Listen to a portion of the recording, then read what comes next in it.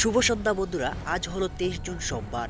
আজকে সন্ধ্যার বিশেষ বিশেষ গুরুত্বপূর্ণ সংবাদগুলি হলো, আজ প্রকাশিত হয়েছে গত 19 জানুয়ারি 2025 অনুষ্ঠিত হওয়া টেট পরীক্ষার রেজাল্ট। টেট রিক্রুটমেন্টের অধীনে অনুষ্ঠিত হওয়া লিখিত পরীক্ষার উত্তীর্ণ হওয়া সকল প্রার্থীদের জন্য আজকে শিলচর নিউজের তরফ থেকে রইল শুভকামনা। আসামের মুখ্যমন্ত্রী ডক্টর হিমন্ত বিশ্ব শর্মার নেতৃত্বে গতকাল অর্থাৎ রবিবার দিশপুরের লোকসভা ভবনে রাজ্য সরকারের একটি সাপ্তাহিক মন্ত্রিসভা বৈঠক অনুষ্ঠিত হয় এবং ওই মন্ত্রিসভা বৈঠকে নেওয়া হয়েছে বেশ কয়েকটি গুরুত্বপূর্ণ সিদ্ধান্ত। বৈঠক শেষ হওয়ার পাক মুহূর্তে মুখ্যমন্ত্রী ডক্টর হিমন্ত বিশ্ব শর্মা মন্ত্রিসভার সিদ্ধান্তগুলি এক সাংবাদিক সম্মেলন করে তুলে ধরেন। এই বর্ষা মৌসুমে দুফসলা বৃষ্টির ফলে বাড়ছে হারাং নদীতে জল, বন্ধ ফেরি পরিষেবা, দুপার বিচ্ছিন্ন, ভোগান্তিতে দুপাশের মানুষ। কাছাড় জেলায় জিসি কলেজ, কাছাড় কলেজ সহ বিভিন্ন কলেজে স্নাতক স্তরের ছাত্রছাত্রীদের কলেজে ভর্তি সমস্যার সমাধানের জন্য জেলা আয়ুক্তকে স্মারকপত্র NIDS এর। বিস্তারিত প্রতিবেদনে যাওয়ার আগে ভিডিওটিতে একটি লাইক দিয়ে চ্যানেলটিকে সাবস্ক্রাইব করে ফেলুন। আজ প্রকাশিত হয়েছে গত 19 জানুয়ারি 2025 সনে গ্র্যাজুয়েট টিচারদের টেট রিক্রুটমেন্টের লিখিত পরীক্ষার রেজাল্ট।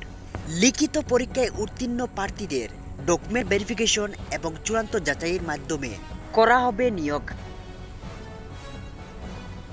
কালাইন শিলচর রোডের বাঙ্গারপাড়স্থিত পাহাড়ি নদী হারাঙ্গে জল বৃদ্ধি পাওয়ার ফলে বন্ধ করে দেওয়া হলো ফেরি পরিষেবা। সোমবার সকাল থেকে বন্ধ হারাং নদীর ফেরি পরিষেবা। পাহাড়ে বৃষ্টির ফলে রুদ্ররূপ নিয়েছে হারাং নদী।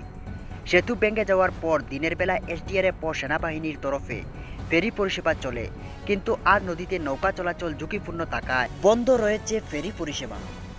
এতে স্কুল পড়ুয়া থেকে শুরু করে সাধারণ মানুষ বিভ্রাটের শিকার হন। নদীর দুপারের মানুষ বিচ্ছিন্ন হয়ে পড়েছেন। এর মধ্যে কিছু লোক সাঁতার কেটে পারাপার হতে দেখা যায়।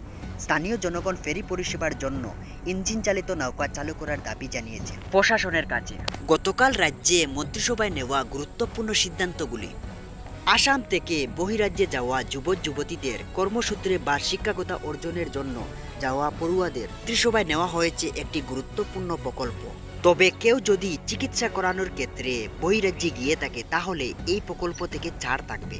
গতকাল মন্ত্রিসভায় শ্রদ্ধাঞ্জলি নামে একটি প্রকল্প অনুমোদন করেছে রাজ্য সরকার, যা রাজ্যের বাইরে মরে যাওয়া যুবক যুবতীদের মৃতদেহ ফিরিয়ে আনার জন্য সরকারি খরচে সহায়তা করবে। এই প্রকল্পটি চিকিৎসার কারণে মৃত্যু ঘটলে প্রযোজ্য হবে না। অসম পুলিশের বিশেষ শাখা ওই প্রকল্পের বাস্তবায়নে তদারকি করবে। 112 নম্বরে ফোন করে অসম পুলিশের বিশেষ শাখা সমস্ত প্রয়োজনীয় তথ্য সংগ্রহ করবে এবং মৃতদেহ ফিরিয়ে আনার ব্যবস্থা করবে। বাড়বে মধ্যাহ্নভোজনের রাঁধুনিদের বেতন, এখন 1500 টাকা থেকে বাড়বে 2000 টাকা। পরবর্তী আপডেট পেতে সাবস্ক্রাইব করে রাখুন।